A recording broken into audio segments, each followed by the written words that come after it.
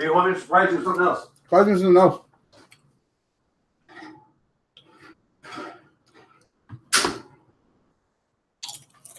You want glass? I'm good at this. Yeah. Not good split. From Oklahoma City. Oh, okay. Oh, yeah. Good deal. One more thing real quick before we get started. In case we have any issues. It should be up right there. There we go.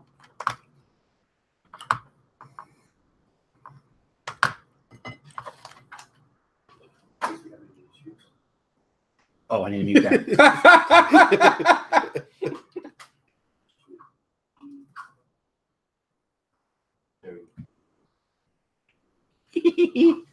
Y'all ready? Girlfriend's day. Nice. Ah. There we go. Huh? Do it. I'm a mouthful. This is gonna be a fun episode. You can't start the show with a plate of food in front of me. Noob. That's just not fair. All right. Go for it. Do we even title this thing? Mm-hmm. Yeah, we did. Oh, We did. I guess we did. Yeah, well, Thanks to McDonald's on Right. Beltway, What did you Belfort wanna and call it? Broadway. yeah. I had nothing to do with it. Yeah. I'm glad you guys named it. What did we come up with the hanger? What was it? The landing pad. The landing pad. That's right. That is Oh, correct. landing strip. Landing strip. There you go. Okay, yeah. Live from the Landing Strip Studios. It's the 296th edition of Houston Wrestling Radio. This is Abel. This is Chris. This is Travis. No, you're Arnold. Arnold. The one time I get it right. The one time you get it right. God damn I it. thought I'd spend enough time inside this. Well, yeah. Mm. Welcome to the super secret location on Yes. the corner of airport in Glencrest. Shh, don't tell nobody. Yeah. You got yourself a new pad. Yeah, man. Looks Look at boss, dude. Look at this. Yeah. That's awesome. Scrumptious. Staying when Bianca kicks me out. They're short enough, you'll fit on the Yeah, couch. and look, see, bagel bites included. Look at that. Wow. Oh, yeah. Yeah, this is fancy AF, as the kids would say. Yeah. So, yes, thank you for having us over at your brand new digs. We very much appreciate it. We may have a few other episodes from here from time to time. I don't know. We got stuff to figure out. But, hey, it looks good, and it looks good on the camera, and it was easy to get to. So, yeah, cool. Mm-hmm. So, if anybody is joining us live, thank you so much. We very much appreciate it. You can interact with us on right here if you log into your Google or YouTube account, and I will see you pulled up here in the live chat, and you could basically ask us questions, talk shit, fact check us, just say hi, whatever. If I see it here, I'll try to include you in the show as best as I can. Now, if you're not watching this live, that's okay. You can still interact with us on Facebook, facebook.com/Houston Wrestling Radio, or on Twitter at HWrestling Radio, or on the Instagrams, Houston Wrestling Radio, altogether one word. So, and don't forget to hit the subscribe button and click the notification. That way you know next time when we come on live next week, which is usually every Wednesday around 8-ish. Around 8:05. 8-ish. Day one, 8-ish. Yeah, Central Standard Time, because we're in Houston. So, that's that. Ta-da! All right, guys. So, what do we want to start off with? New I'm going to chew on my bagel bite. NXT champion, Tommaso Ciampa. Yep. Arnold, since you're not chewing, what's the first thing that went through your head? Blowing my load early on match of the week pick. God damn! Holy balls, dude. That match was good.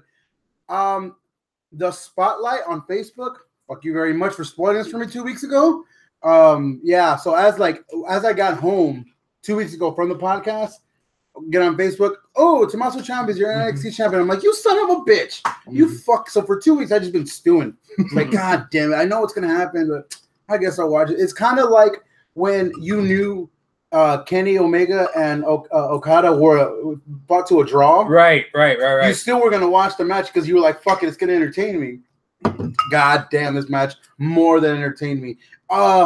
Not a slow start, but not a fast start. It was kind of like a okay, good pace, start. And then it just got better and better and better. It just escalated. That by the time it was over, oh man, my pants were off. Oh my. To be fair, I wasn't wearing pants to begin with.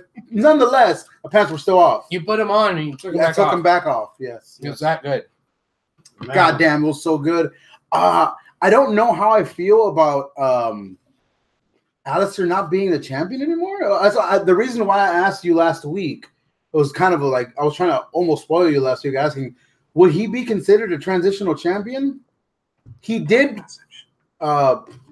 defend it once successfully already. Right. But fuck, man, I feel like WrestleMania just happened. Yeah, I know. I don't know if I'd say that Alistair's a transitional champion. I'm not ready for that, but his reign was a little this short. Is delicious, by the way. This beer from Oklahoma City, Oklahoma. Damn, negative split. If you from Co-op. Yeah. Huh, okay. Kakala. Yeah. Ugh, I'll take the crab juice. Yeah, I mean, I was spoiled too. Yeah. So that sucked. You know who wasn't spoiled? No. Randy. Ah. My wife Randy. She wasn't The spoiled. one that lives on the social medias. Yeah. She didn't get spoiled You somehow. gotta spoil by your wife America. every once in a while, man. Yeah, I know, Look at right? it. I need to. It broke out. We wound up watching it again the second time today because I watched it earlier in the week the first time, and I just kind of wanted to see Randy's reaction because Randy fucking loves Aleister Black. Mm-hmm. When Tommaso Ciampa won, she was like, "Whoa!" like her mouth just fell open, like she was legitimately surprised. Yeah. You know, it was insane. It was really cute watching her reaction, and then I just started laughing maniacally. Yeah. The fact that Because you knew. because I knew, you know, it was my second time watching it. Yeah. I would say that it was just as, if not maybe more entertaining the second time than it was the first time. Audience always helps. Oh, God. Oh yeah, it was a good audience. It was a good audience.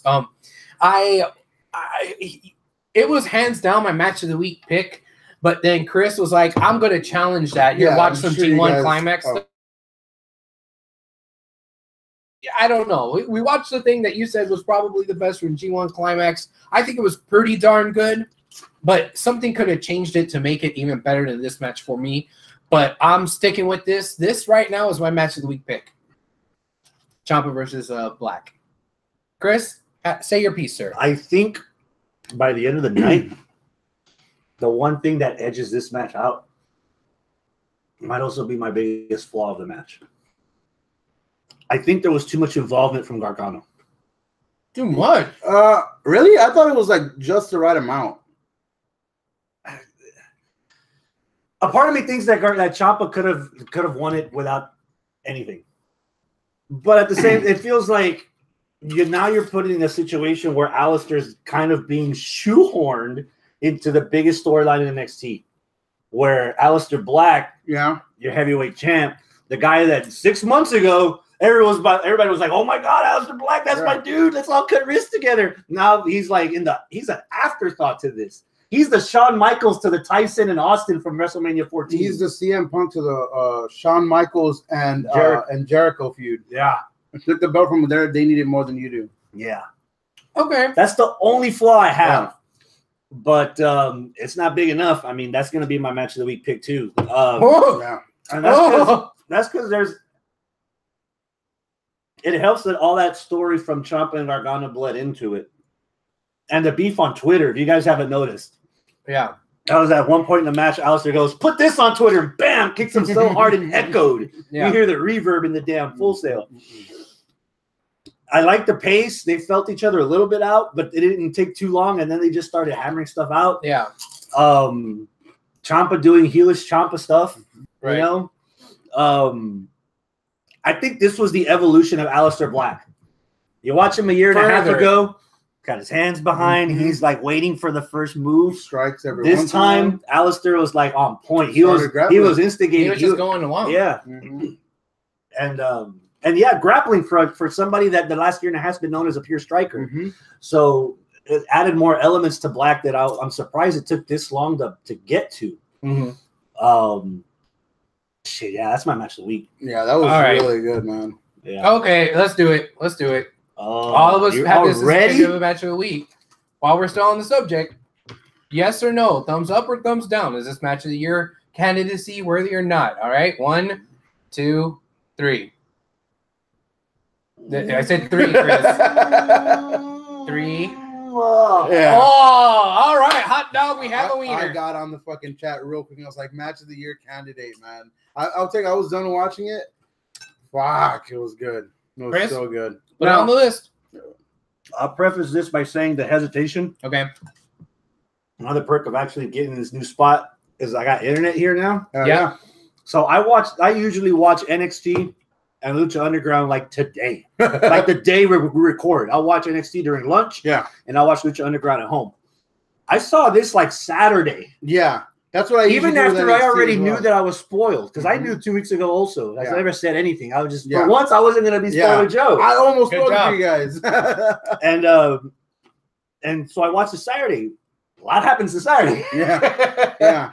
So I might have to rewatch it again once we break down the nitty gritty in the match of the year month, Right. and see if those butterflies are still there. Well, I'm gonna tell you how I feel about this, at least right now, as opposed to how I think I'll feel at the end of the year. And it's match, which is it seems like Alistair's kind of an afterthought.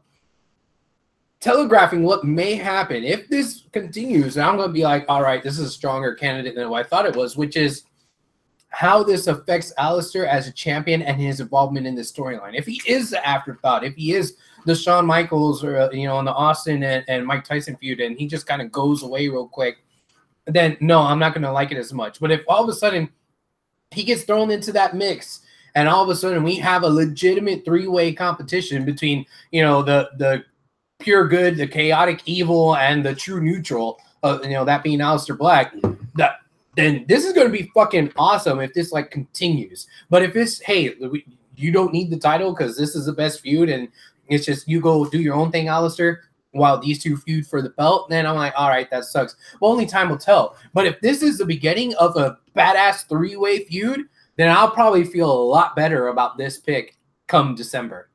Alistair has his rematch clause. He does, and that's why I hold out hope. If Alistair has his rematch, but it's because of Gargano that he lost, and Gargano and Ciampa have all this history. Either they're just going to have just a one-on-one, and maybe Gargano gets involved again, or fuck it, just do a three-way right from the get-go at NXT Takeover Brooklyn or whatever. If somehow this ends up being all three of them, it'd be good.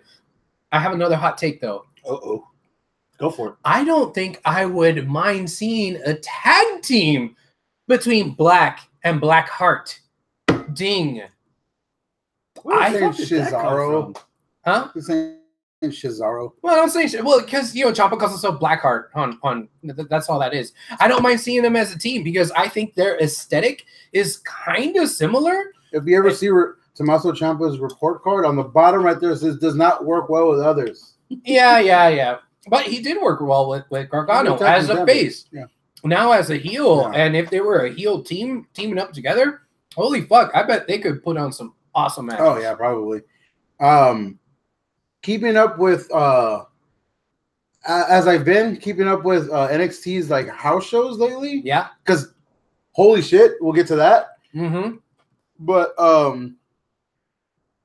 Tommaso Gargano and Alistair have been feuding on house shows for NXT. They've been like, hey, fucker, hey, fuck you, buddy. I'm not your buddy, friend. Yeah, they've been doing that deal for the past like 2 weeks. So yeah, NXT live events have been pretty badass looking. Yeah. All right. Well, before we get into the live event, because I know the holy shit thing you're talking about, Robert, what's up? He's meddling in here. He says, Hammer's over here. I'll look one over here. Yeah. He said, I might be crazy, but this is the best world title feud in wrestling right now. What feud? It just ended. Ciampa versus Black. Well, but it is just one match. Black does have his rematch. This technically, I hate to burst Medler's bubble. This is not a feud. Not yet. The only reason this happened was because Alistair left TakeOver with the belt, and Ciampa left TakeOver as a legitimate number one contender with unofficially. It wasn't announced that Ciampa versus Gargano was for number one contender. It just happened that way. Yeah. So this isn't and again, that goes back to Alistair being the afterthought. Like if this was Ciampa versus Gargano and the heavyweight title was involved, this would have been the heavyweight title, the main event title feud in the last 5 years, probably. Yeah. You know, but Omega Okada might rumble there again, but again, that really depends on what they do from here on. Yeah, you know, if Alistair just goes away, man, that's really gonna suck for Alistair fans, which I think all of us can agree. We're all Alistair fans. Yeah, you know. I've been ready for. I mean, they teased him on main event last year, so like they're ready. They're ready for him up there. But for main event, but it's like the kid who tells Billy Madison he wants to go to high school. Don't do it. stay as long as you possibly can. Right. Don't do it. All right. You want to talk about the thing on the house show? Friend of the show made his debut. Woo! On a TV debut, sort of. Like they've been airing it. WWE's been posting it on social media. Yeah. The king of sit style, right? Yes. He's been sit posting. Holy sit. Oh, man. Good old Brennan Williams. Is Houston Texans 2013 third round draft pick. Yeah. He and he was an unofficial HWR fourth co-host for a while. Yeah. Anyway, he is out on the road with NXT, not just in Full Sail, which, you know, they have house shows too, which he has been doing a little bit. But he was out on the road with NXT house shows. On the West Coast. He's on the West Coast. He's out there. Yeah, he's got his little interest music and everything, blowing up social media with him. Apparently, his new gimmick where he sits down. Dude, all right. You gotta, bam! You gotta get something over. You got 10. You got yes. You know what I mean? He's got sitting his ass down in the corner. His ass down. Yeah, he'll be in the Indies in about 6 months. I mean, Raven will probably send him a cease and desist pretty soon. Nah. Raven never did it like that. Raven's probably too high to fucking realize this is going on right now. But Brandon will be back in ROW by the end of the year. Oh, you know what happens when guys get over on their own, right? That's not necessarily on his own. That could have been something that a road agent came up with or somebody. You don't know. Nah. He came up with it or it was come up with during NXT. It wasn't something that he did on his own and he brought from like the Indies. Because him and I woke up one day and all of a sudden fucking sit style's a fucking thing. I was like, what the hell? Because Brandon, what the hell? Before Dijak made his NXT debut, them two were tag teaming on the road. Oh, yeah. And they were looking like a pretty badass tag team. I'm hoping they still can rekindle that sometime in the future. But goddamn, they saved Dijak for Keith Lee. That'd be cool. Ooh. He should be coming up soon. Or they saved Brennan for Keith Lee. Oh. The only thing that I'm kind of disappointed on, this probably be my first time ever criticizing Brennan. I don't know if I like a spear for him. That's exactly what I said. I said when I saw it, I was like, oh, so he's utilizing the spear. It's not like he's doing a bad spear. No, it's a boomerang spear. Yeah, it's good. When he bounces out the rope. Oh, he does that little football pivot slide. Oh, okay. Yeah, and catches him off guard and just does like a quick spear rather than. It's not bad looking. No, Brennan, it wasn't. It looks like fucking amazing stuff. But that's like what everyone uses. Yeah, everybody. Everyone's using a spear. But we'll see what he actually does. I mean, fuck. I'm just so excited for this, man. Yeah. I know you guys know I'm friend of the show and whatnot. I have like a not so personal story with it, but still kind of cool like thing with him. Like when he first got signed, I instantly like fucking added him on Twitter. Like, hell yeah, I see the thing. That was how we started with him. And then I saw that he likes wrestling. I was like, oh, cool. Then I remember like saying, hey, I tagged you guys like on Twitter too. This guy likes wrestling or whatever. And then that whole summer it was just like me like mentioning him randomly stuff here and there, and him like liking comments and me getting all. Yeah, like I'm talking with the Texas player. But after like months of that, it would just become like, yeah, this dude Brandon watches wrestling all the fucking damn time. Yeah. And shit happened with the career, but fuck, man, like it was just cool because he was just like he's such a good dude. Like he is. Just on 4 out of 10. When I would like, when I was just a listener, I would listen to his interviews and I was like, this guy seems like a fucking good ass dude.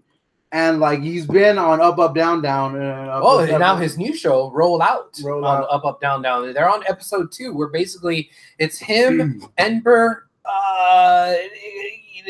Prince Pretty, and somebody else all playing Dungeons and Dragons, D&D. Yeah, and so they're doing it like full on where you leave, you come back, and you keep playing. So episode 1 was them starting. Episode 2 is them continuing the game. Wow. Nice. So yeah, that's really cool too. That's cool, man. Like he's just again, great guy, dude. Yeah. Like I have him on Facebook, and he just they'll post some of the like stuff that he gets tagged in, and just the stuff with him and his family is a good fucking.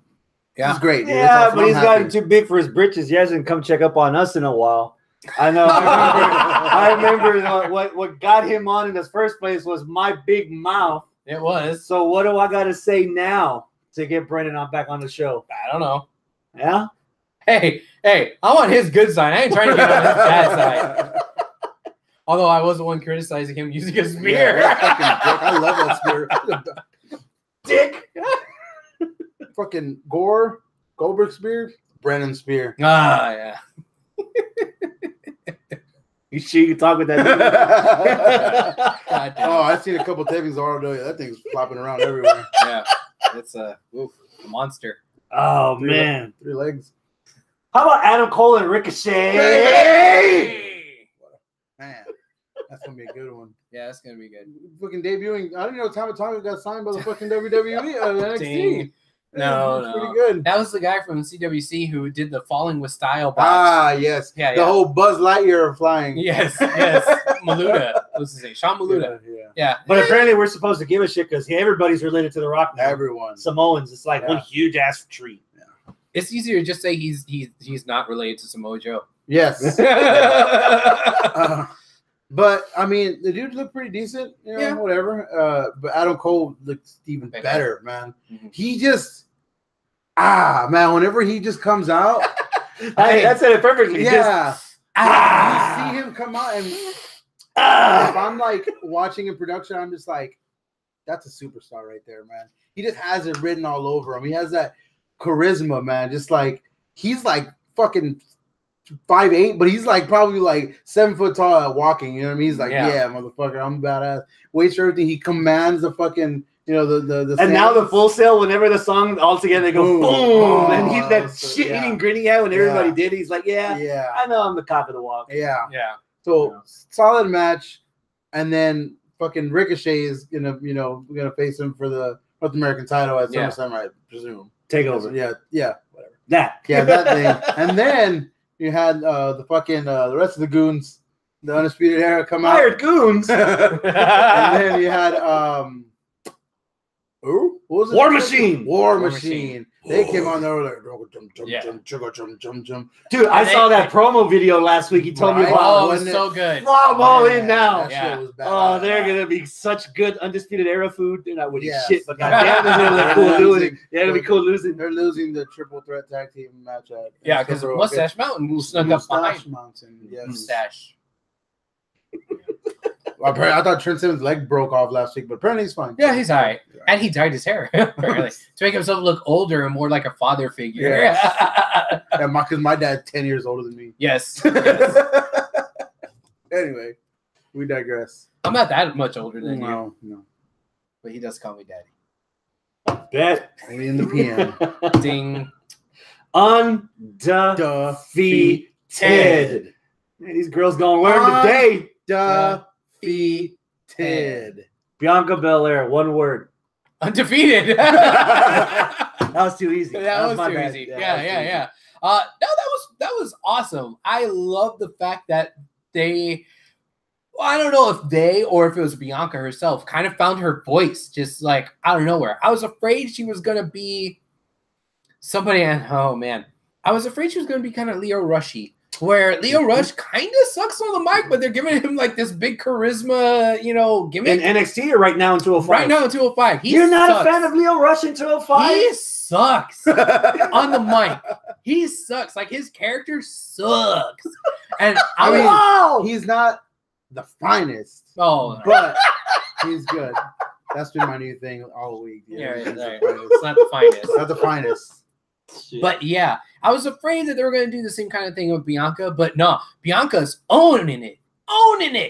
Holy shit. And that promo made me a believer of what her character could be and what her promo could be. Or her future could be. Yeah, like I already knew she has it with the gimmick with the hair. She has it with the actual wrestling. She has it pretty buff physique and look, which is a little bit different from the other girls. Mhm. I mean, she just looks fucking stout, you know. She deadlifted Candice LeRae. Yeah. So it's like, all right, she's got all this other stuff, but I don't know if she could talk. Nah, she can talk. She can talk. She ain't talking. She's preaching. Yeah. She's That's not her learning how to be a character. That's her preaching. That's her being herself. That's her on the streets. Yeah. My word for her is over. She's over immediately, and she's over the first little crop of NXT girls. She's over Dakota. She's over the lady Lacey Evans. Lacey Evans. She's over that little crop. She's already she's in the middle. All she has to do is wait to see who wins between Shayna and Kyrie, and that's her next feud. Ding. That's it. That's it. I would test her by putting Bianca Belair against Nikki Cross. If she can survive Nikki Cross and look good against Nikki Cross, which Nikki isn't an anchor, she'll do her best to help you out. Yeah. If you look good against Nikki Cross, she's next. Yeah. And I like the fact that, and I've said this again, Bianca doesn't care if you're a good guy or a bad guy. She hates all of you equally. Yes, yes. My word, I'm a Trump you Price is Right style. My word is over EST. Over-ist. She's over-ist. She's the over-ist right now out of all the girls in NXT. And Shayna's coming, Baszler's coming along on the mic. She's coming along in her ring work. She is. Kairi Sane's cute. But right now, dude, the person that I want to see on NXT right now is Bianca Belair. I will cancel my subscription to the network if she is not on the Evolution pay-per-view. Oh fuck. Sure. Okay. All right. I'll get one, then cancel it.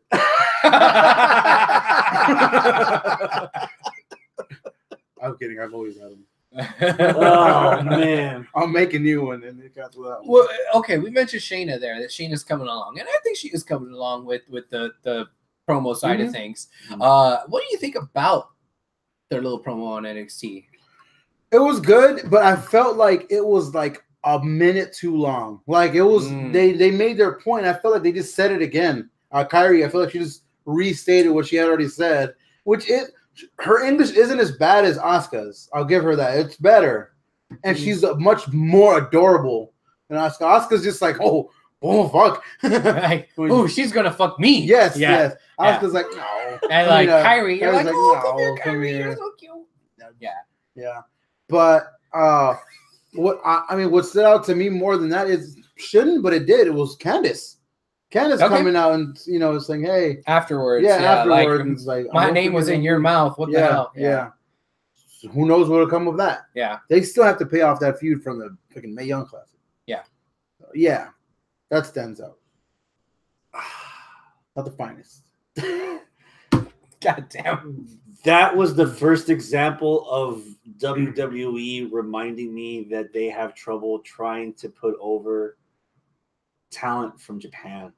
That promo just felt like, oh, this is how we want every Japanese wrestler to sound like when they're on WWE television. Yeah. They just know enough to survive on the streets. They don't know how to speak English. Yes. That promo felt like it lasted too long because all she had was that one line that was so repetitive. Nakamura, at least now, enunciates, has a message, has some sentences, and has a fucking point. Kairi Sane sounded like a scratched record. Like they couldn't give her anything else. Right. Nothing. Yeah, that's the one thing that hit me at the end of that promo. I kind of want them to just own the fact that sometimes you have, as a global company, you're going to have competitors that deserve to be in your company that don't speak English. Io Shirai is going to have a fucking hurdle to jump if they wind up keeping her full time on television. Why is that so bad? Like, if you're going to be this global company, you're going to have some people that don't speak the language. Like, that's just how it's going to work out. Don't be ashamed of it. Fucking own that shit. Just, mouthpiece. Have a mouthpiece. Have like New Japan has. When you have guys cutting promos in English, you're going to have fucking subtitles on there, you know? When you have guys... Americans don't want to read. We do it with New Japan. I was gonna say on the MAGA, my wrestling has no subtitles. On the flip side, with New Japan, when somebody goes in there and he cuts a promo in Japanese, you get subtitles in English. This isn't the 80s anymore. This isn't Iran #1, Russia #1, US of A, Patui. Oh hell no! Everybody gets their panties in a bunch now. They're not gonna want to see that stuff that we like. Yeah. Again, we're the loud minority, right? General audience isn't gonna want that shit. Because if they do that shit in Tulsa, what you're gonna hear? USA, USA. You know how USA. long all those crazy graphics on SmackDown lasted. Oh, I don't see that shit no more. That Nobody was wants to read. He just called it. Nobody wants agree. anything I other was than elected to lead, not to read. Ding. fucking Wolf Castle. That's it for SmackDown. I mean, SmackDown. Whoa. That's it for NXT. NXT. Yeah. Good lord. Let's talk about SmackDown. Let's. Because That's Brock my Lesnar sure as SmackDown. fuck don't watch Raw. Why should I watch it? Yeah, I fell asleep through it. Monday Night Rollins t-shirt right there. I watch with Rollins. Not Oh, Rollins. Tell me about Joe and AJ. Hold on, I need to go wring out my panties. I watched that promo twice. Literally, I watched it. My wife and daughter were, they were in our room watching TV, and I was in the living room watching wrestling because I'm a fucking loser. Right. So yeah, Right. so I was watching it. It ends. That promo was over. I was like, damn, that was a really good promo. And I remember currently, I posted it on Facebook. Currently, my daughter's favorite wrestler is Samoa Joe. Every time I get Sue's like, she's like, and then she just Godzilla. It's Joe. He's angry. Daddy, he's angry. Like, she fucking loves Samoa Joe. And everyone loves Samoa Joe. If Penny answers, Yes. it's Joe was in the movie Inside Out. Yes, Yeah. angry. So I finished watching it, right? I go instantly to bed to watch it, again in my room and show Penny, and Penny does the same thing. Joe. My wife's kind of like half asleep. This is late. He's kind of half asleep. She just keeps turning around every single time he says one more thing. She's like, huh. And then he says something else. Huh. Like, she just like, he kept like bamboozling her, like blowing her mind over how far he was taking it on this promo. Your And he family was- gonna be cheering for me. Yes, dude. There's like the picture of like when cavemen fucking first started fire, and it's a picture. It's of Samoa Joe cutting a fucking promo. Jesus Christ, dude! Holy fuck, that man can talk. Give that guy the belt. Yeah. Don't even have the match. Just give him one. He's already dead. He's dead already. Just stop. Wow. I hate that in this episode we're like agreeing with each other a whole lot So this much. week. But I have to agree that promo, you know what? I'm gonna bring it back. We haven't done this in a while. That is my segment of the week. Segmento. Wow. Segment of the week. Holy Segmento. shit, that promo, dude. I love the psychology behind it. I love the delivery of it. When Joe first went out there and he was like halfway sitting on a stool, like a after school special. Let me rap with you kids. I was like, just like, You sing. I was just like, oh, fat ass. I- Can't stand up for longer than 5 minutes. I was like, nah, this ain't gonna work, man. This ain't gonna work. He already has a towel to wipe his sweat. He's gonna But- sit his ass down too. But it By was, the end of the it promo, added a little something to it. Like I had to sit down. What do you think I've been having this all night? like, it did add a little something to it, and he was just for the amount of fucked up shit he was saying, he was so calm saying it, so matter of fact. He had you a know? Negan vibe to him. Yeah. Like, he just like cold calculated and Like, like this is what's gonna likable happen. somehow. Yeah, it was good, man. Yeah, so good. All right, you Joe-sexual over here. I mean, what the fuck? Y'all already came in my Yes. goddamn living room, dining room table. Shit. Oh man. I mean, it's new to him. Yes. We know. Yes, because for we've sure. been invested in fucking Yes. TNA for a while. Yes.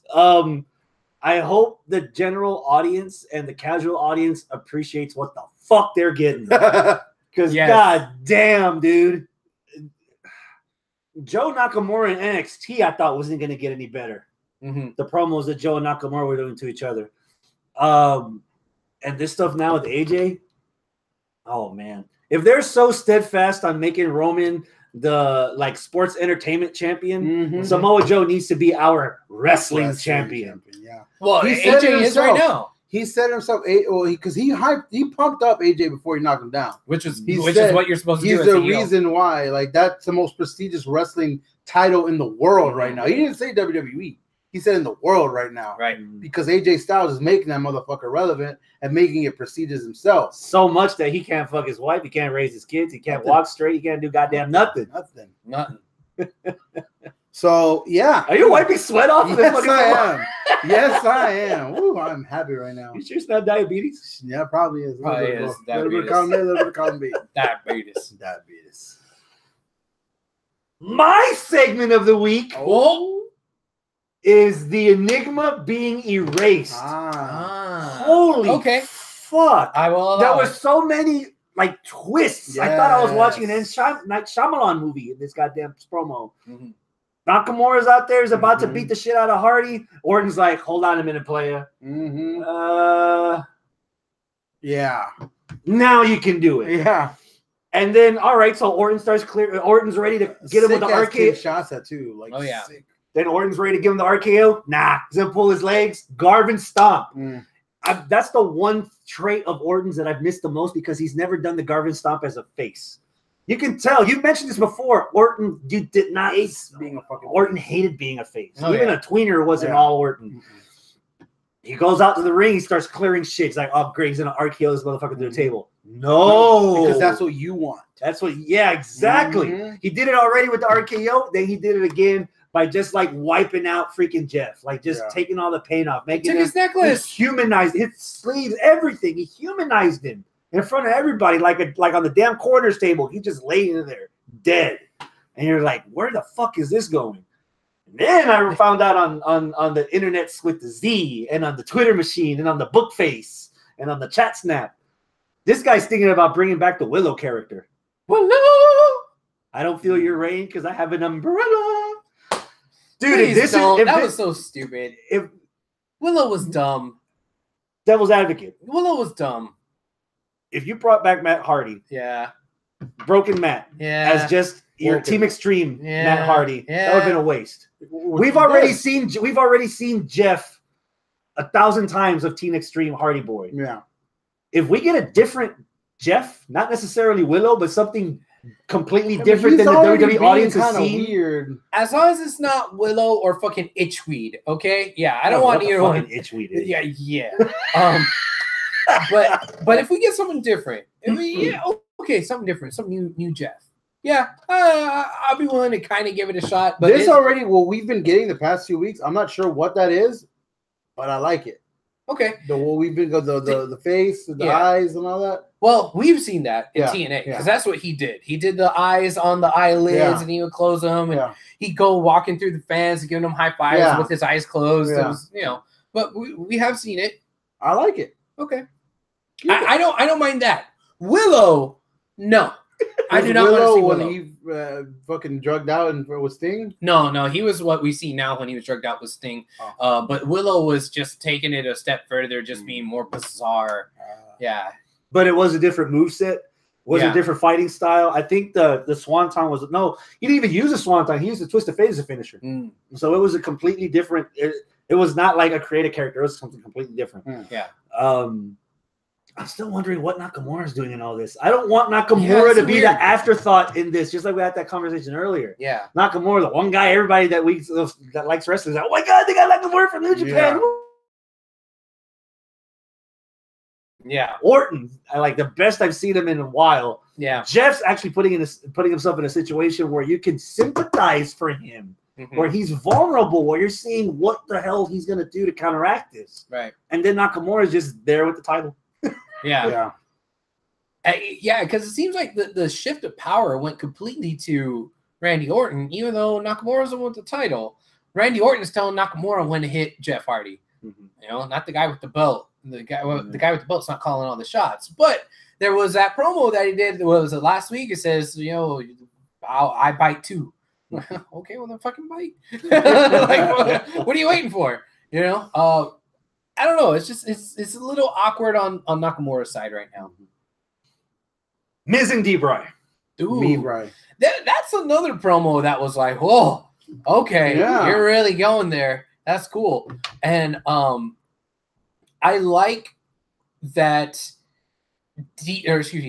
Miz kind of got personal, but in a way that still makes sense in his character, which where he says it through his own kayfabe as a heel, the way he sees it, but it makes sense. He was straight up saying that, hey, you busted your ass for 10 years out on the indies while I was here busting my ass but I made myself famous in 5 minutes when you couldn't, and you rode my coattails off of talking smack, and like, oh shit, man, like he's kind of having a couple of good points here and there, so I loved it. It was great. It's gonna be good, man. It's gonna be good. This feud has been building, and I feel like they can't. I'm glad that they're doing it at SummerSlam. Okay. I'm glad that they're not drawing it out like to WrestleMania, like Daniel Bryan said himself that WWE couldn't do. He said it himself in the interviews that I wouldn't trust the WWE writers to take this all the way to WrestleMania. I'm glad they're getting this shit out the way right now because it's still hot. It's still, I mean, D. Bryan, to me, he's cooled off a bit in the past month or so, ever since the whole Hell No thing. Yeah. But he can easily light back up with this feud, with this match, with this everything. Well, this is a feud that we've been waiting for a long What have we been getting since he got back? Stuff that we've been wanting. Shit, it's something that we wanted since before D. Bryan left. Yeah. This is something that's just been teased literally ever since D. Bryan debuted in NXT. Yeah. When NXT was still fucking game show.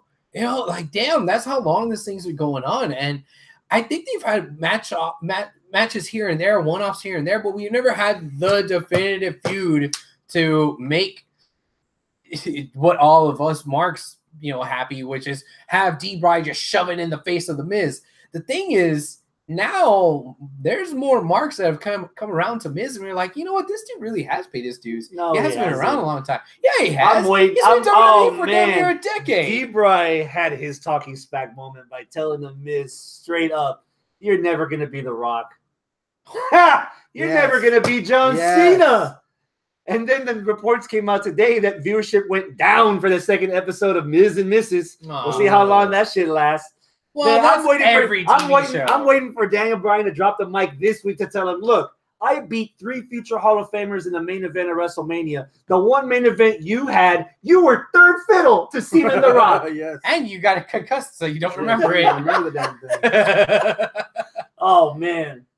Like the rest of us, we don't remember it either. That was literally the day before I got back into wrestling. Oh, yeah. So I was like, what's going on? Why is Mike from the Real World on WrestleMania? What's going on here? Yeah. I missed from like 03 to 2011, so I was like, what? I know these guys. Why is he there? Yeah. Cesaro against the Usos. Match of the week candidate if I hadn't already picked my pick. I would say that was a badass match. Dude, Cesaro was ripped. He came back like buff, dude. He came back. And Sheamus too, he's like I don't know, like more slow too himself. He's but lighter. Yeah. But dude, Cesaro's like, man, he's cut, man. He's like buff. And they look good. The Usos still look good, man. I don't have a bad thing to say about the Usos. Their characters again, so whatever. It's kind of running its course a little bit. What about that promo though? The promo was good until they fucked up the PG part. Said PG-13.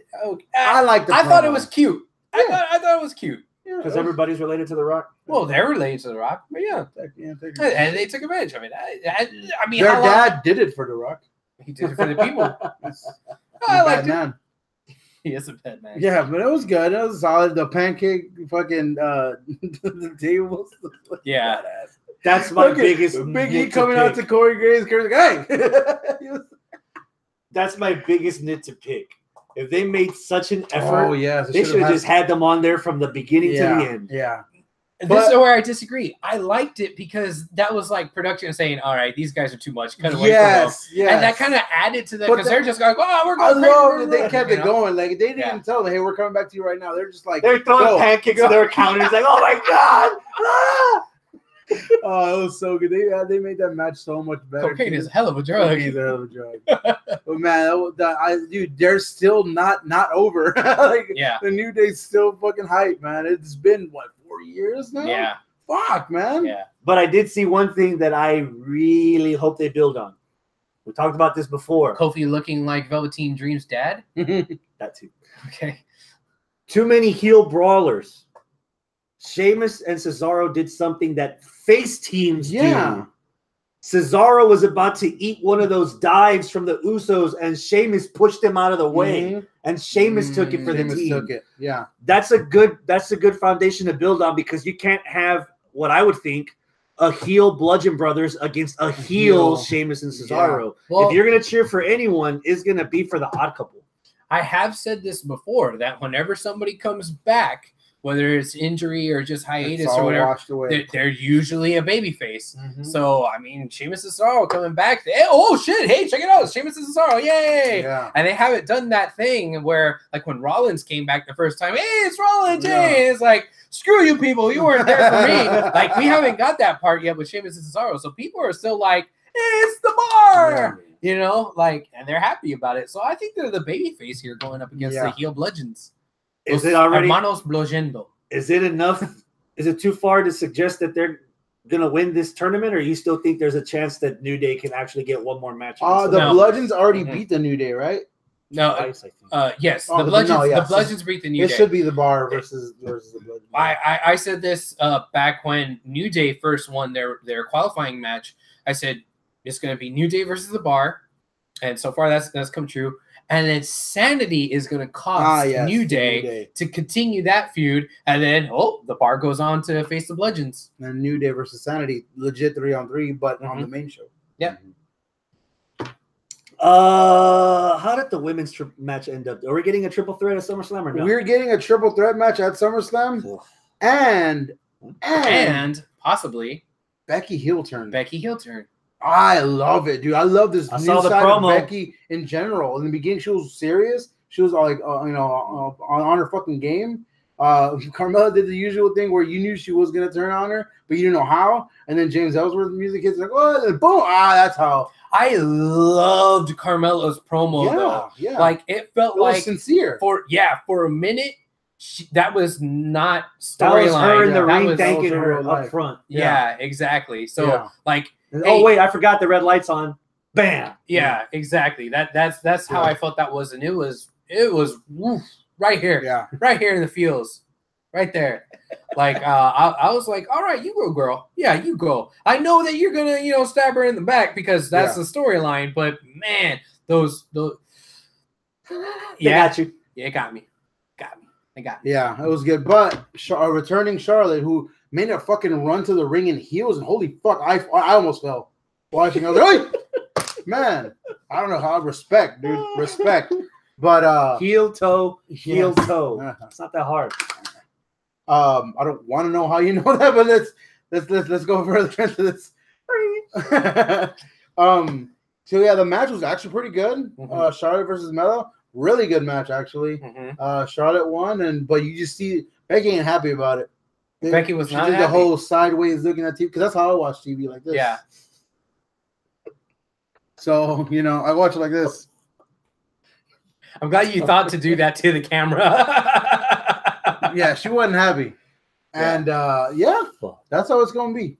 Yeah, that's how it's gonna be. That was SmackDown. Yeah. That's it. As of right Selena now, Vega versus Lana, fun little match. It was Fun little fun. match. Fucking Zelina Vega, bringing back Aaliyah from Queen of the Damned. That little crown. Yeah. That's what she was doing. I thought she instantly- just went to Burger King before. No, but yeah, dude, she's so tiny. She is She's so itty bitty. tiny. She's fun sized. Yes. So are we getting the Mega Powers breaking up, or are they going to mend the fence? I don't know, man. I don't know. I don't know if I want to know. I kind of like how I'm it's enjoying the played story, out. man. Yeah. I'm enjoying the story. I hope that they don't break up. I hope they work it out. What happens? They break up, or Lana finds her accent? Oh,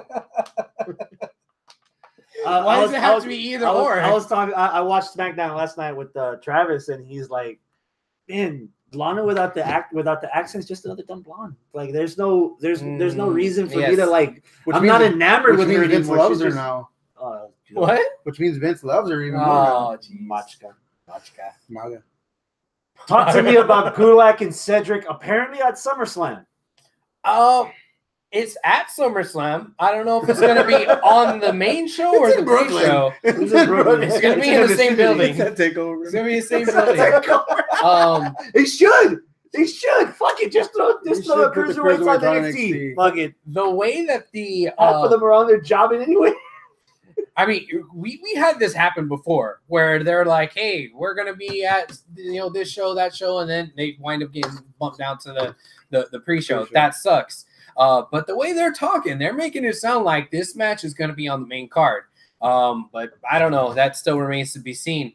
That being said, I kind of like the little contract signing that was held before. The little contract signing. Yes. Rockstar Spud. Rockstar Spud. Yeah, because he's little. He's a wee person. And yeah, they were sitting at a desk signing the contracts. Gulak starts trying to talk, and Ced's having none of it. Ced's like, no, I'm just gonna sign the thing. Here, just sign the damn paper. And like that's it. He was like, no, I don't want any shenanigans. But then that's when Gulak was like, well, no, all I was gonna say was, congratulations, you had a really good run. You're good. You had a good run. Yeah. Well, he didn't. No, that was me paraphrasing. That still sounds good. Yeah. That was me paraphrasing. Well, you put him to sleep, but I like it. The point that he was leading up to was, wow, you've done a really good job being undefeated. They brought that up. He's undefeated in 2018. Well, he's only fought twice. And that was his point. He said, you know what? You don't defend the title. You're not here every week. Guys like me who had to qualify for the match, putting it work week in and week out. That's why I'm the backbone of 205 Live. And you, this was his quote, you're just the Brock Lesnar of 205 Live. Oh, shots fired. He done did it. Wow. Damn. And then that's what Ced was like, really? Well, you tell that to your friend Brian Kendrick later tonight. And he had a match. And he beat the dog shit out of Brian Kendrick. But Gulak and British boy, what's his name, got involved. What was the British boy's name? Mm-hmm. The British guy who was with Brian Kendrick. Oh, Gallagher. Gallagher. Yeah. All three of them on. I haven't watched 205 in fucking years. But yeah. Yeah. But no, it was good. Wow. Yeah. I'm guessing one of the tag team matches and the cruiserweight match will be on the pre-show. That says Robert in the live chat. The Lucha Party? Maybe. I don't know. Well, yeah. He said one of the tag team matches, probably, one of the. I want to like 205, but it's at the bottom of my like picking order for shit to watch for the week. Yeah. Nah. Ain't gonna do it. Lucha Underground! All right. Try not to go too far. That's my theme song. Yes. So we had a Gift of the Gods matches. Multiple matches. That was interesting. So we went from having 7. And then, oh no, we're going to have an impromptu battle royal. So whoever wins, you get to kick somebody out of the match. Mac won. He kicked out Mil Muertes. Okay, why? Cool. Because I'm afraid of him. You scare me. You scare me. Kukui. Hey. So that, Mufasa. Yeah. So then this week we were supposed to have the 6-way Gift of the Gods match. Antonio Cueto comes out and he says, No, we're gonna do something a little different. We're gonna have 3-on-3. The winners get to go on to the Gift of the Gods match in a 3-way match. Okay. So you two, you've been a team before. Evilise, Son of Havoc, you're on a team. Pick your partner. Okay, we picked the Mac. All right, you 3 versus the other 3. Y'all go ahead and fight. Winning team has another match later tonight to win the Gift of the Gods title. Right after. That match was good. The 3-on-3 was good. I was not expecting the team that won to win. I wasn't expecting Dragon Azteca Jr., King Cuerno, and Desmond Xavier winning, because it seemed like all the story was on the other side of the ring, because you had Son of Havoc and Evilise and the Mac, and like 2 of them are former Trios champs, and then the other 2 are current Trios champs. So it would only make sense to, they'll be in the Gift of the Gods match, and that'll create, some tension between the, all of them. But no, they just straight up lost. Like, what the fuck? Okay. So because Lucha Underground's highly unpredictable. Unpredictable is the winner of the whole thing. Oh yeah. I do not dislike Dragon Azteca. Okay. But I don't necessarily love Dragon Azteca. I'm hoping he's the first loser. Okay. The first guy that cashes in and loses. Okay. Because there's plenty of other fish in the sea. There are. I honestly, I was expecting King Cuerno to win it. Yes. Because of his whole thing where he had the gauntlet, but it got stolen. and so he doesn't have the gauntlet. So he's trying to hunt another trophy, or maybe he knows that when you have the gauntlet and the gift of the gods and you combine them together, maybe it makes some fucking infinity chancla. I don't know. You already have a built-in feud because Mil Muertes hates everyone because he got kicked out of the match that he earned a spot in. Right. Not to mention he's already got a rivalry with King Cuerno over the gauntlet. Yes. So that could have been an easy filler. And then I thought, well, this is Lucha Underground, so the out of left field off the wall pick would be Desmond Xavier. Brand new guy. They probably just signed him. They were replenishing the ranks. Okay, cool. Let's throw it to the new guy. It wasn't even on my radar that Dragon Azteca could win. None. Not at all. None. But because they've kind of handled him where he is kind of high profile because he was trained by Rey Mysterio and he's the son of Dragon Azteca who got killed by Matanza. So he's kind of had a high profile storyline, but he's always kind of not presented that way. Yeah, he's always kind of there. No. The word I'm gonna use, it needs to be tempered. But the word I'm gonna use is he kind of sucks. But he sucks by Lucha Underground standards, which is still pretty damn good. Yeah. You know? Okay. So in the world of Lucha Underground, he kind of sucked. But even that's better than half the Raw roster. Yeah, more than half almost. So it's like, all right, you know, he's kind of middle of the pack. Like he's the 5th All-Star on the Warriors. You know, like yes. He's the Draymond, okay? He's the 6th. He's the Monstar on the bench. No, he's Carmelo if he decides to get off the bench. Yes, there you go. That's who he is. He's not the best, but he's still on the All-Star team. Yes. You know, so like when they gave it to him, I was like, he plays for the Bucks. Yeah. For Sacramento. Oh, what we got over here? Oh, what the hell is this? Would you look at this? Would you look at that? Cat drinking milk out the goddamn bowl. I was like, what the hell? So, Lucha Underground, you continue to surprise me. And I'm interested because I'm surprised. That's the only reason why I'm interested in Dragon Azteca. And surprising a wrestling fan is so hard. Yes. Especially after this shit's already been on the air, been recorded for a while. You Google hard enough, you'll find out what happens this entire season. Yeah. And I have not. Yeah. I don't want to. No. This is the only time where this is the only company where I don't bother You're looking. Just taking the seatbelt. Yep. Enjoying the ride. Vámonos. We'll get there. Yeah. Eventually. We'll get there. Another sacrifice for Muertes. Yes. With a side of pineapple pizza. I know you guys have seen the video on YouTube. The way to properly eat pineapple pizza. You cut it, you pick it up, you drop that shit in the trash can. Yes. Or you drop it on the Aztec seal in the middle of the ring in Lucha Underground. And then you get flatlined on it. And then you get sacrificed. You get sacrificed. With the pizza delivery guy that brought it to you as well. Trying to take the wallet. He tried to take the wallet. Yeah. So two guys and a pizza got sacrificed to the gods. Okay. God's happy. Yeah. I hope so. Pizza's just a salad. It's just all flat. Yeah. And that's Lucha. That's Lucha. Yeah. So news, do we talk about this at all? Matt Hardy possibly retiring? Possibly retiring. He posted a picture of himself doing the little thing. The version one? Yeah.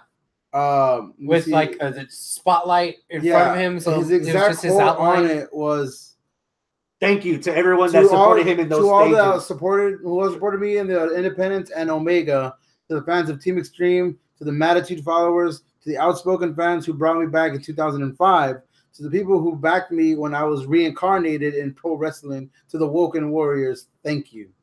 And that's pretty random. That, my friends, is a red herring. Oh, yes. Not a blue one. Because I'm waiting for either Randy or Nakamura to just tell Jeff, you don't got a friend in the world. Just for Matt to go one more run. Matt and Jeff against Randy Orton and Nakamura Shinsuke. Okay. And then he can go. And then he could go. Oh, all right. Thumbs up or thumbs down, Matt Hardy as a Hall of Famer in the WWE? Oh, that's a huge ass thumbs up. Matt and Jeff both.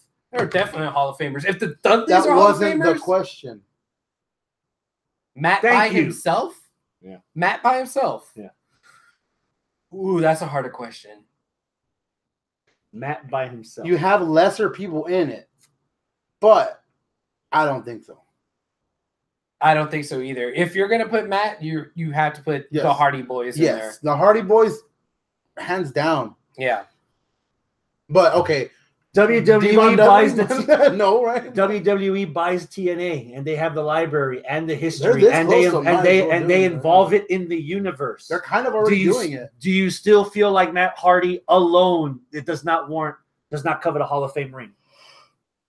If you are considering and bring in everything from TNA and maybe even a little bit of ROH stuff, and you acknowledge that, then yes, but you know there's gonna be a butt somewhere. If you don't, which they haven't, and TNA is starting to be on the come up again. Impact Wrestling. Whatever. It's starting to be on the come up again.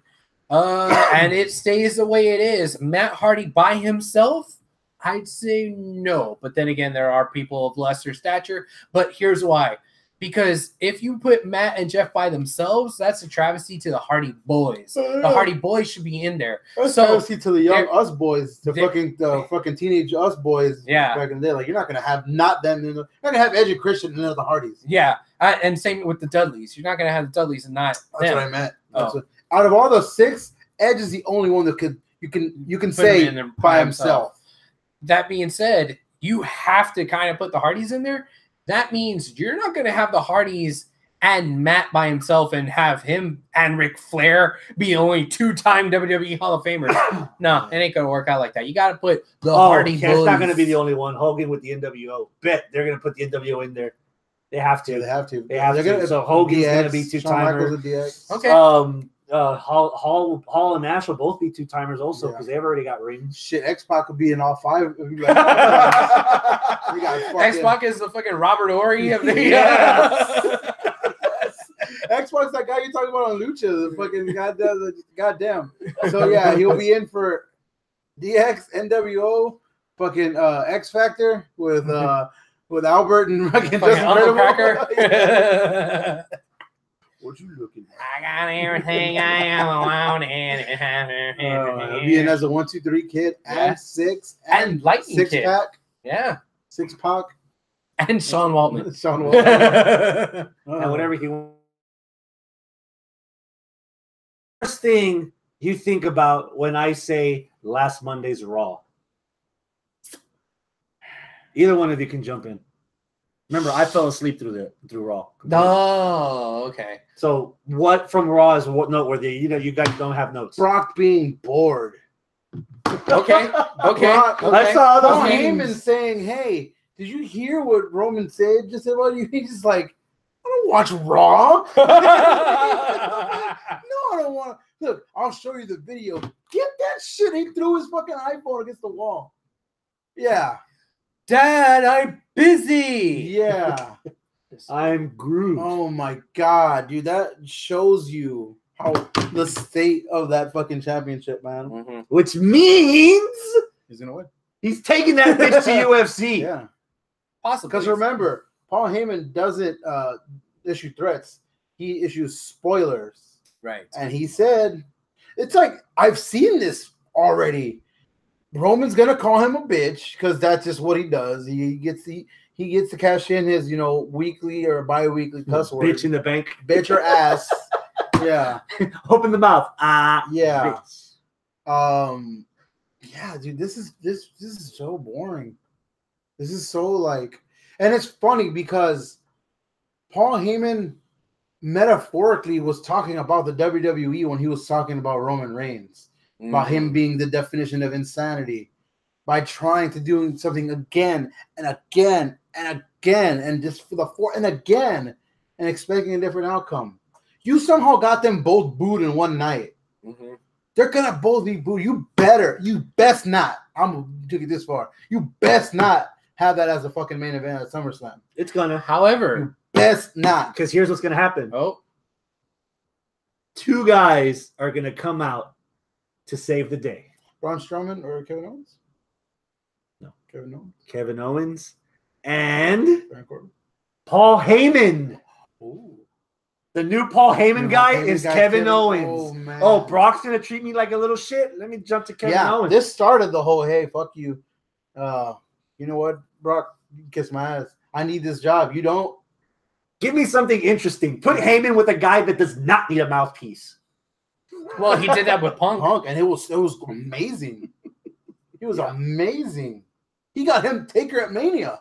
So then when Brock gets knocked out 15 seconds into Daniel Cormier and he comes back at WrestleMania, Brock Lesnar versus Kevin Owens. Let's not get it twisted. Daniel Cormier fucking sucks.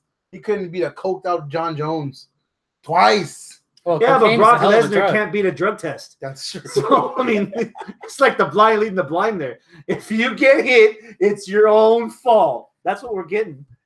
I don't know when. November, December, January, February, Super Bowl weekend, I think. So. All right. Let's stop talking about Brock. I want to talk about the person that all the people were cheering for, which is Roman. What? Nobody cheered for Roman. Everyone was cheering for Roman. Man, listen. This is what happened. This is what happened. You need to go back and rewatch Raw. I watched it. I'm following you. Yeah.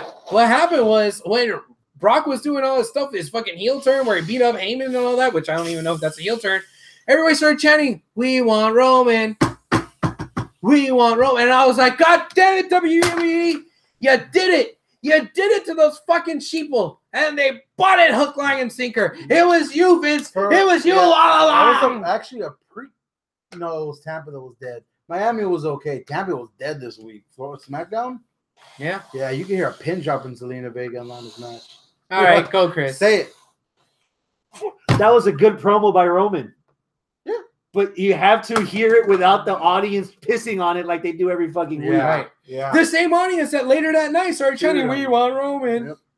I see what WWE's trying to do. They're making it obvious that you're supposed to boo Brock. Yes. Because like you've said, Brock's an asshole. Yes. He's easy to boo. Oh, yeah. He is. You don't even have to try. Yes. Yeah. Just let him be himself and you'll hate him. Yeah. Yes. But don't give it to Roman. Number one, again, what did Michael Hayes say on that documentary? So Miami liked them. Big whoop. We're not trying to placate Miami. We're trying to placate the world here. Mm-hmm. He's still not ready. Full-fledged. 4 years in, 4 main events in, and he's still not ready. How easy is it for Paul Heyman and Kevin Owens to cut the promo that he still can't get the satisfaction of beating Brock Lesnar on his tombstone? We've already gotten Roman Reigns against Kevin Owens years ago ad nauseum, and it was still good, regardless of how the fans were treating Roman. If you do it now, by the end of that feud, Roman could actually be a likable babyface. I'll tell you when I want to see it. I want to see Roman beat Brock Lesnar at WrestleMania 45. That's when I want to see it. So in 10 years. Same thing with Goldberg and Brock. Okay, well, Goldberg beat Brock. Oh, fuck. Okay, that was kind of cool. Well, whatever. They're on their way out. Yeah, go to the win. Okay, fine. After 10 years of us saying, yeah, you never beat him. Yeah, I want to be able to keep that thumb over fucking Roman Reigns for his career where it matters. Once he's already old and gray and starting to retire, okay, fine. You get your win. Yeah. All right. WrestleMania 52. Book it. On the moon. On the moon. Madison Cube Garden. I see what you did. Yes. What else happened on Raw? What else did happen? You don't know your phone. Y'all typing that already? Yeah, Baron Corbin and Finn Balor fought for like 25 minutes. Mm-hmm. Two commercial breaks. I thought you said you didn't watch it.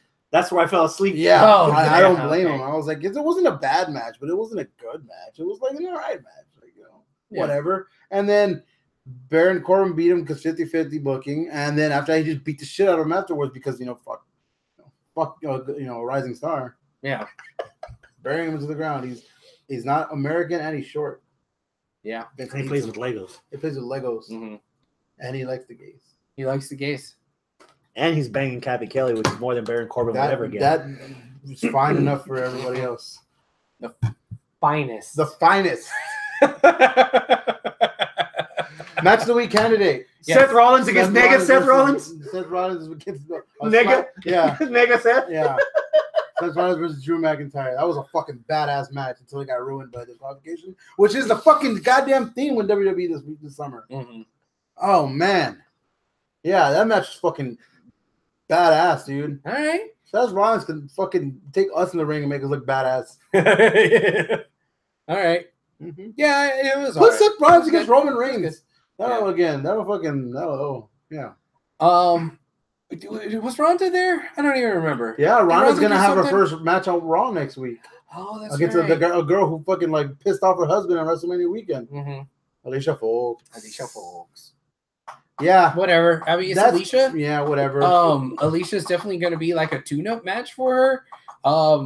And there's not a whole lot invested in Alicia ever. No, And that kind of sucks.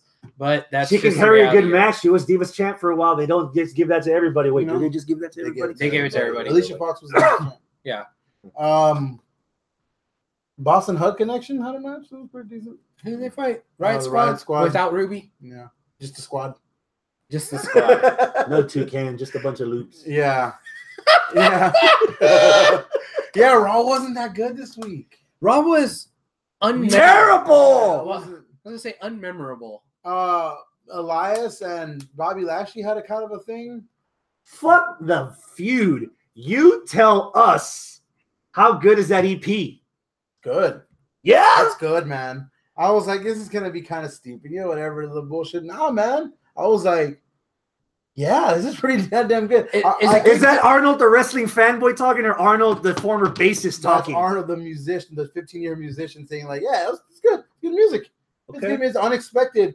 Definitely like late Johnny Cash vibes, as far as kind of like more spoken than sung. Okay. American 5 and 6, right? Yes. Gotcha. That vibe to it, and it was just good.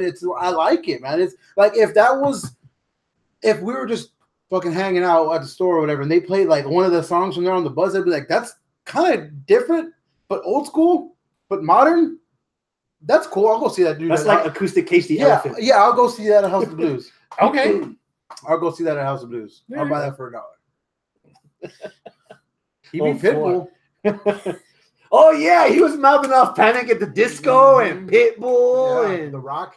and Tinashe and all these Yeah. other people that he beat on the charts. Yeah, He was because up to did. 18th at one point. Yeah. The last time I checked, he might have gotten even higher than I think that. he went But on the higher. iTunes Wow. chart, on the soundtrack It went up there. section, I mean, it was- shit. it was As up soon in as the top I 10, found think. out, I downloaded it onto my phone. Nice. Yeah. I'm a fucking mark. The only one in this room. Yeah. Well, All right. the other one too, but it doesn't count. All right, Chris, you. What? What happened overseas in Japan? Ah, so arigato, tatemasu. Hey. I didn't send this to you, but I sent you and Scott and Trav the video of I'm the B team, which stands for best. Tamatanga impersonating the New Day's promo with a little rap in the middle and making Yeah. fun of Roman Reigns cocking the Yeah. fist and all that. He's been tweeting with him. Yeah, man. That's an example for me of a team where I don't think either one of them will fail if they do their own thing. Like you're worried, Okay. like the time's gonna come, you're gonna break the Usos up. Yeah. And I think both of them are gonna fail. Okay. You If you break them there's up, they will brothers- fail. There's a lot of brother teams that you don't want to break them up because you don't know if either one of them will make it, dude. I think both of these guys, Tamatanga and Tom Lau, they can hang, dude. Okay. But damn, match of the week candidate was Zack Sabre Jr. against Kenny Omega that we was a good saw match. I agree. pre-tape, just as a contender, just to Just see as a if contender, ruffle feathers, because the reason why a lot of our New Japan matches are here aren't so much the story, with the exception of Okada Omega. It's because of what they do in the ring. Right. A lot of WWE NXT lucha. Well, WWE NXT is storyline. Lucha is just like fucking the cinematography of everything. Yeah. But what New Japan brings to the table is the sport, the pure fight feel. And that match with Omega and Zack Sabre Jr. Sabre was doing some fucking counters yeah. I had never seen. Yeah. And The they'd only submissions. wrestled once Oh. before. Yeah. In the entire career, they've only wrestled each other once. So for them to have that match, it did not feel like they've only wrestled once. It was a really good match. And for shits and giggles, Tetsuya Naito against Toru Yano was fun as shit too. Normally Toru Yano's the one that's like stalling because he doesn't want to get the shit beat out of him. Tetsuya comes out second and he waits a while to come out, and Toru's all like, he's in a rush. He's like, let's get this over with. And you can see kind of an edge from the comedian wrestler. And Naito's still like just giving him the business. And then there was points where Yano was actually taking this shit seriously. takes off that turnbuckle pad and tries to hit Naito with it. Naito ducks and beats him up. Then Naito picks it up, plays a little baseball. He's got the stance and everything. He has the swing and boom. And then Red Shoes grabs it and just like hugs it like a teddy bear, so he can make sure nobody grabs it. And yeah, Tetsuya takes the win. But it was a fun little buffer match in between because you just had fucking Minoru Suzuki beat the shit out of somebody. You just had fucking Zack Sabre Jr. turn Omega into a pretzel. Then you had the main event of Kota Ibushi against Hiroki Goto that's gonna like brawl till you die. So that little gap in the middle, I'm hoping Cedric Alexander and Gulak is the gap in the middle between something and like towards the main part of the pay-per-view. Before they give Divas a chance, they always use that like 5-minute Diva scuffle as the buffer between the two heavyweight title matches. You could put Gulak and Alexander in there, and you can keep the fans awake, but you won't have them spent to where by the time the main event comes out, they're not gassed. And that's New Japan in a nutshell. Kenny Omega, undefeated. He's already got 12 points in the round robin. Now, that's where you kind of like blew past a lot of stuff there. That's where I wanted to throw in my couple of 2 cents. At the beginning of the show, when we were talking about our now new Match of the Week candidate, I was like... Match of the Year. Yeah, excuse me, Match of the Year candidate. I said, well, I want to say this about this other match. And that's this particular match, Zack Sabre Jr. versus Kenny Omega. Had Zack Sabre won, I may have switched my pick. What? If Zack Sabre had won. And it was going that good. There was something else that you said in your little tirade there right now, which was, in New Japan, it's more about the wrestling and less about the story. Yes, New Japan's story is pretty straightforward. You kind of know what's going on, and they don't convolute it too much. But I think that would have been the perfect time, since you're in a round-robin point-style system tournament. Where a loss doesn't necessarily kill you. Exactly. If Zack Sabre would have pulled that out and actually beat him, that story was like, holy fuck, you had the undefeated Kenny Omega lose to Zack Sabre to get his 2 points. Oh, fuck. That would have been a nice little story and a nice rub and a bump for Zack Sabre Jr. And then like, oh shit, somebody got the best of Kenny Omega, you know? Like, I think that would have been a more interesting story. Now that the story is, he just rolled through another competitor and now he has 12 points. But y'all missed the part because it happened so quick. He beat him with the roll-up. So he's already beating people with the V-trigger. He's already beating people with the one-winged angel. He tried to put him in the one-winged angel like 3 times. Zack Sabre countered out of it in amazing ways. And Sabre fucking sold the loss. He was pissed. I say Sabre can't sell. This you were saying that during the on the one-winged angel, like instead of being like, oh, he was just like jumping up now, and it's just like, man, I like him offensively. It's kind of like James Harden. I could watch him play offense all damn day. Do not make me watch him play defense. Just there you go. There's a hoop. Give me the ball. My turn. Capella will get you. I got this shit. Yeah. That's what. Which we got Capella. 4 years, 80 mil. 5 years, 80 mil. Mellow as of tomorrow, probably. Sabre was like offensively. I was like, wow. A lot of the fucking moves he was doing, all the fucking inverted calf crusher. Oh man, that was fucking sick. He had at one point was fucking amazing. At one point, he had a triangle, a heel hook, and an arm bar all at the same time. 3 submissions at the same goddamn time.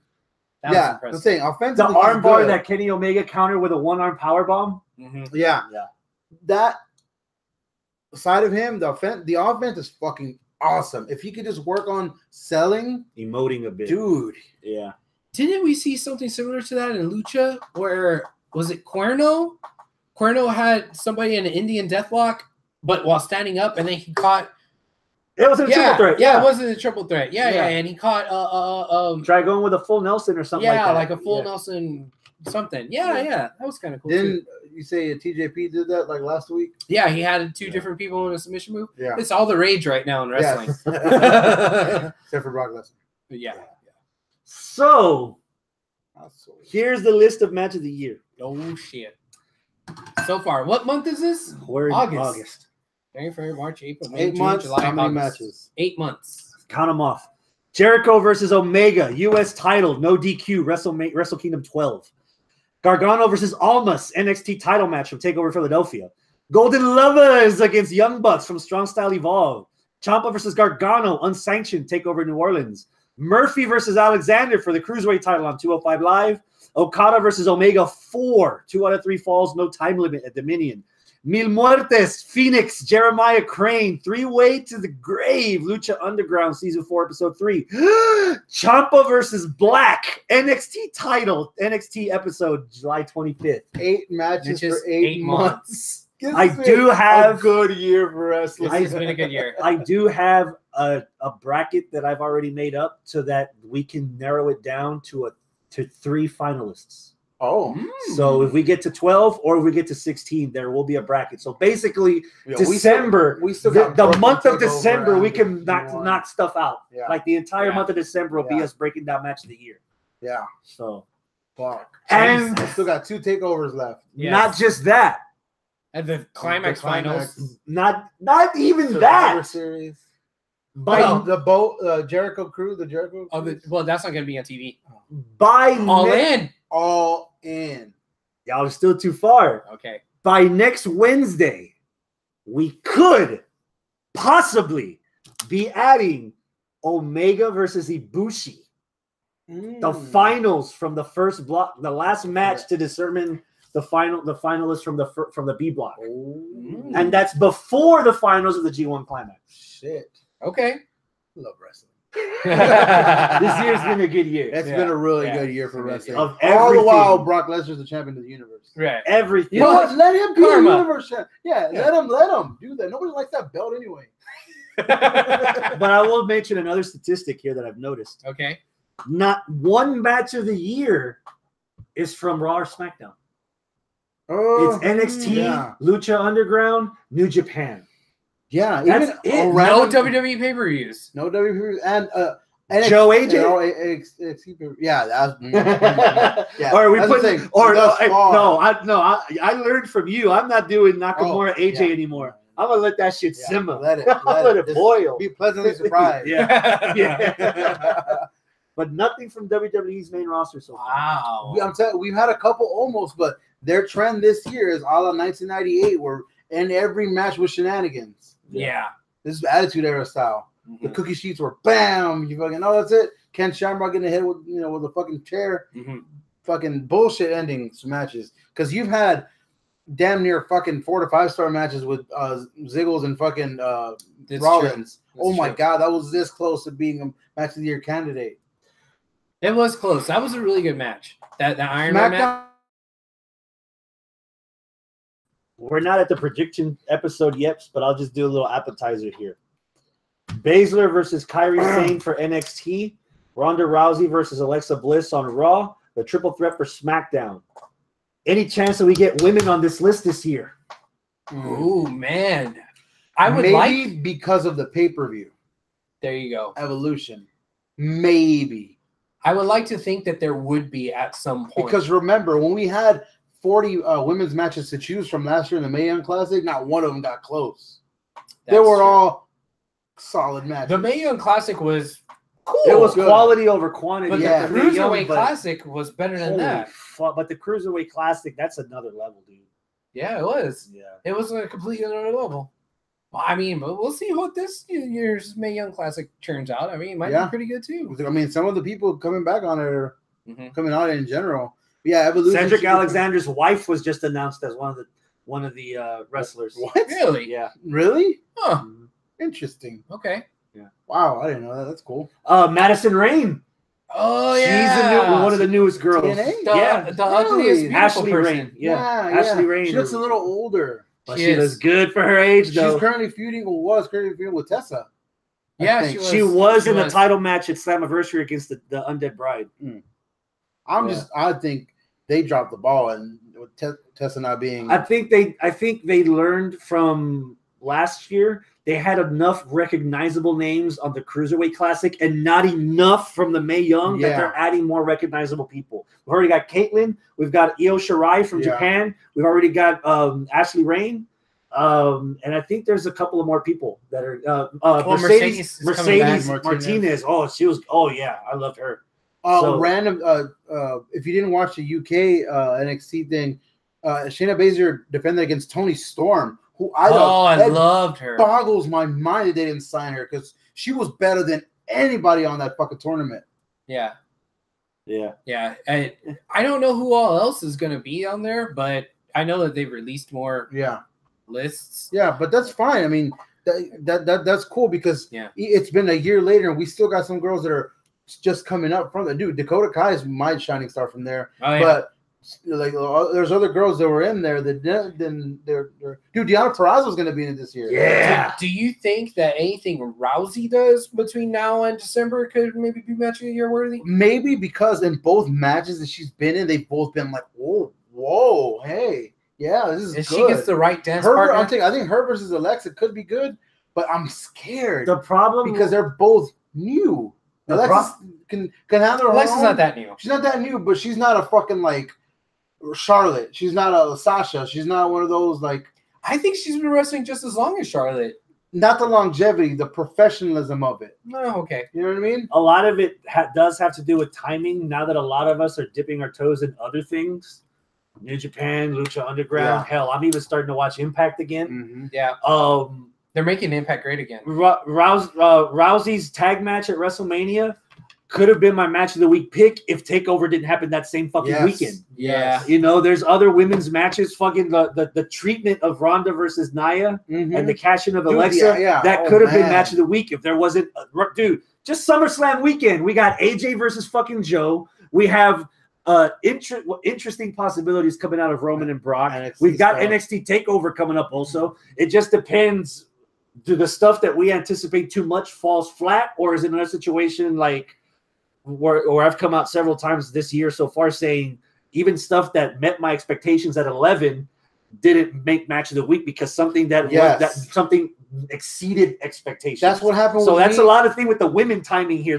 That's why Evolution might be the best opportunity for a women's match to be on this paper because that's what happened with me on WrestleMania weekend. Nothing's going to compete with that. The match of the week was the North American ladder match, right? But I put to Ciampa versus Gargano as match of the year candidate, which didn't even mathematically didn't make sense, right? But that's the way it is. Well, while we're on the subject of potential women putting on match of the year candidates, I have a hot take that had she not been injured, had we had a healthy Ruby Riott going up against Ronda Rousey, fuck, that probably could have been real good. Yeah, like Battle of the R's. Like next week, it could have been that. Yeah. Instead of Alicia Fox versus Ronda Rousey, you have Ruby Riott versus Ronda Rousey. So many R's. Yeah, you said. Yeah. All right. Well. Yeah. I think that's everything, man. Did we cover everything? It's 9:30. We got everything. 8 match of the years. Holy shit. It's going to be a fun second half of this year. Yeah. All right. Well, then that being said, thank you so much for joining us. Adios, my friends. Keep it classy. A lot of basketball references tonight. Muchos. Yeah. I spoke Spanish a lot. Yeah. Like that, like I just said. Man. All right. Good deal. There you go. I guess, next for this week. Yeah. Try again next week. Yeah, next week. If we